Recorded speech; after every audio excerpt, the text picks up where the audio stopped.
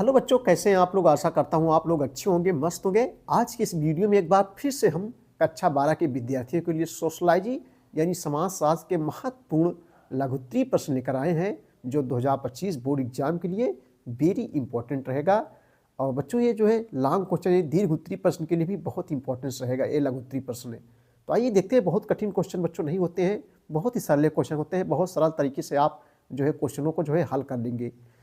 तो आइए देखते हैं। पहला क्वेश्चन बच्चों आपके सामने है कि ग्रामीण समुदाय और नगरीय समुदाय में अंतर बताइए। देखो बच्चों, एक क्वेश्चन आप जरूर कर लेंगे, क्योंकि बच्चों अधिकतर बच्चे जो है गांव के हैं, समझते होंगे। देखो, ग्रामीण समुदाय और नगरीय समुदाय क्या है, दोनों में अंतर बताना है।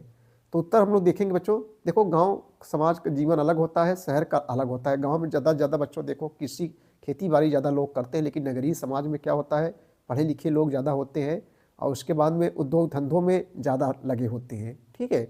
तो ग्रामीण समुदाय नगरीय समुदाय में अंतर विभिन्न परिभाषाओं और विशेषताओं से स्पष्ट है कि दोनों के बीच प्रचलित समानता के बावजूद दोनों के बीच बहुत अंतर है, जिसे निम्नलिखित तरीके से व्यक्त किया जा सकता है।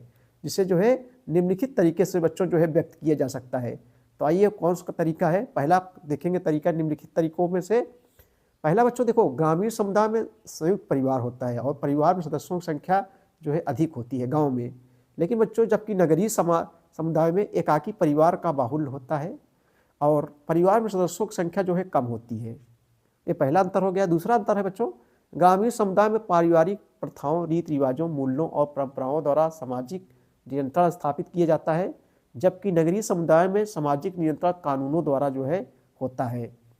ठीक है।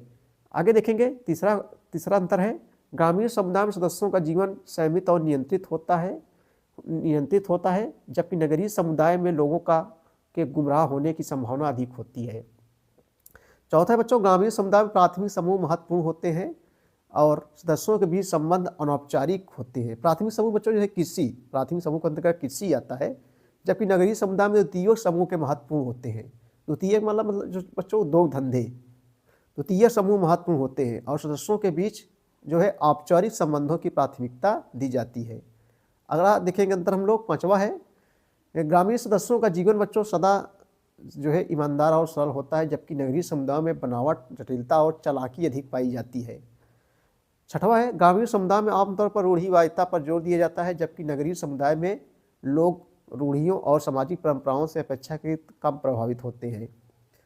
आइए अगला क्वेश्चन हम लोग देखते हैं। जाति को परिभाषित कीजिए तथा इसकी प्रमुख विशेषताओं को जो है बताइए। बहुत कठिन क्वेश्चन नहीं है, सरले क्वेश्चन है। हम लोग इसको जो है देखेंगे। जाति को परिभाषित कीजिए तथा इसकी प्रमुख विशेषताओं को जो है बताइए। तो हेडिंग डाल लेंगे बच्चों हम लोग जाति की विशेषताएं। हेडिंग डालेंगे हम लोग जाति की विशेषताएं। पहला है जन्म के द्वारा जो है निर्धारण। जन्म के द्वारा जो है निर्धारण, जाति कभी भी चुनाव का विषय नहीं होती। जो व्यक्ति जिस जाति में पैदा हुआ है उसे वह छोड़ नहीं सकता और ना ही वो अपनी इच्छा से इसमें शामिल हो सकता है। नंबर 2 बच्चों, विवाह के संबंध में कठोर नियम। इसमें विवाह के संबंध में कठोर नियम शामिल होते हैं। जाति सजातीय इकाई होती है और शादी इसी समूह के लोगों के बीच जो है हो सकती है। आगे देखेंगे हम लोग, खान तथा पान का सहभाजन के सख्त नियम। जाति यह निर्धारित करती है कि किस प्रकार का खाना खाया जाए तथा किसके साथ खाया जाए। उसके बाद जाति में अधिक्रमित व्यवस्था के अनुसार कई जातियाँ शामिल होती है। जातियों के अंदर भी उप विभाजन होते हैं। जाति पारंपरिक रूप से व्यवसाय से संबंधित है। बहुत कठिन क्वेश्चन नहीं बच्चों। देखो अगला क्वेश्चन है, अस्पृश्यता से आप क्या समझते हैं। अस्पृश्यता में होता है बच्चों छुआछूत। अस्पृश्यता मतलब होता है छुआछूत। भारतीय संविधान के अनुच्छेद 17 में छुआछूत संबंधी प्रावधान दिए गए हैं। देखो बच्चों बहुत कठिन क्वेश्चन है, एकदम सरल क्वेश्चन है। अस्पृश्यता से आप क्या समझते हैं। देखो अस्पृश्यता ऐसे लोगों के प्रति किया गया व्यवहार है जो समाज के जाति अधिक्रम में सबसे नीचे हैं तथा समाज में अपवित्र माने जाने वाले व्यवसाय में जो है लगे होते हैं। अशुद्धता तथा पर्यावरण के कारण वे एक बार जन्म लेने वाले माने जाते हैं, जबकि उच्च जातियों के लोग 2 बार जन्म लेने वाले द्रुज समझे जाते हैं, दोबारा जन्म लेने वाले। बहिष्कार, अपमान, अधीनस्थता तथा शोषण इनका जो है प्रमुख आयाम है। यह एक सामाजिक कलंक है। इसके अंतर्गत बच्चों जो है इसके अंतर्गत एक विशेष समूह या वर्ग के लोगों को अशुद्ध समझा जाता है। यहाँ तक माना जाता है कि इन्हें छूने से जो है भी उच्च वर्ग में अशुद्धता उत्पन्न हो जाएगी। ऐसा आप लोग देखते होंगे जो दलित वर्ग के होते हैं उनको जो है छुआछूत अस्पृश्यता के अंतर्गत माना जाता है। देखिए ये सब गलत बातें बच्चों, है कि नहीं। आप अगला क्वेश्चन देखेंगे, ये भी बहुत सरला है। देखो हम बता देंगे, आप लोग इसको कर लेंगे। ऐसे क्वेश्चन जरूर आते हैं परीक्षाओं में। धर्मनिरपेक्षता की अवधारणा की विवेचना कीजिए। धर्मनिरपेक्षता की अवधारणा की विवेचना कीजिए। धर्मनिरपेक्षता में होता है बच्चों, देखो हमारे भारतीय संविधान में धर्मनिरपेक्षता को अपनाया गया है। भारतीय संविधान के अनुच्छेद 25 से लेकर जो है 28 तक जो है बातें की गई हैं धर्मनिरपेक्षता संबंधित। तो धर्मनिरपेक्षता का मतलब होता है बच्चों, भारतीय संविधान में सभी धर्म समान हैं, किसी एक धर्म को बच्चों बढ़ावा नहीं देता है। भारतीय संविधान की निगाह में सभी धर्म समान है, चाहे हिंदू हो, चाहे मुस्लिम, चाहे सिख हो, चाहे ईसाई हो, सभी धर्म जो है समान है। बस यही धर्मनिरपेक्षता है, ठीक है। आइए इसका उत्तर हम लोग देख लेते हैं। देखो धर्मनिरपेक्षता की अवधारणा की विवेचना कीजिए। भारत में धर्मनिरपेक्षता से तात्पर्य है कि राज्य किसी भी धर्म को समर्थन नहीं करेगा, या सभी धर्म को समान रूप से आदर प्रदान करता है, या सभी धर्मों से दूरी बनाए रखने का भाव प्रदर्शित नहीं करता। पश्चिमी देशों में धर्मनिरपेक्षता का अर्थ बच्चों चर्च तथा राज्य के बीच अलगाव से किया जाता है। यह सार्वजनिक जीवन से धर्म को अलग करने का एक प्रगतिशील कदम माना जाता है, जबकि धर्म एक अनिवार्य दायित्व के बजाय स्वैच्छिक व्यक्तिगत व्यवहार के रूप में बदल दिया गया है। धर्मनिरपेक्षीकरण का जो है स्वयं आधुनिकता के आगमन और जो है विश्व को समझने के धार्मिक तरीकों के विकल्प के रूप में विज्ञान और तर्कशक्ति के उदय से संबंधित था। कठिनाई तथा तनाव की स्थिति तब पैदा हो जाती है जबकि पाश्चात्य राज्य सभी धर्म से दूरी बनाए रखने के पक्षधर है, जबकि भारतीय राज्य सभी धर्म को समान रूप से आदर देने के पक्षधर है। ठीक भैया, आइए अगला क्वेश्चन देखेंगे।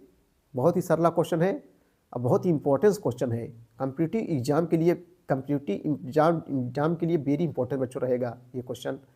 राजा राम मोहन राय के समाज सुधार आंदोलन के विषय में जो है चर्चा कीजिए। उत्तर देखेंगे, राजा राम मोहन राय ने सुधारवादी धार्मिक संघों की कल्पना सामाजिक और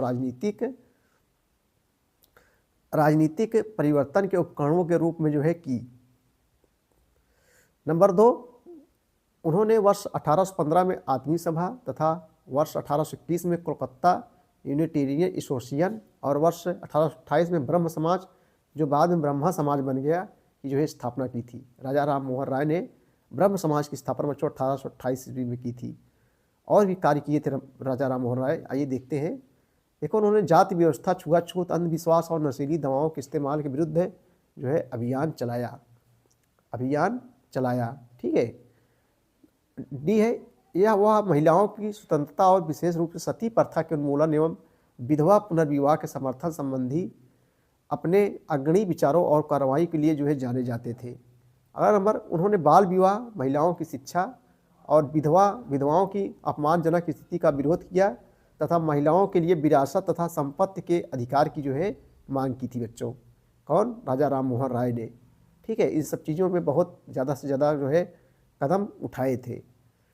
ठीक है, तो बच्चों ये थे महत्वपूर्ण जो है लॉन्ग क्वेश्चन कक्षा 12 के विद्यार्थियों के लिए, समाजशास्त्र के लिए। वीडियो देखने के लिए बहुत बहुत धन्यवाद। Thank you.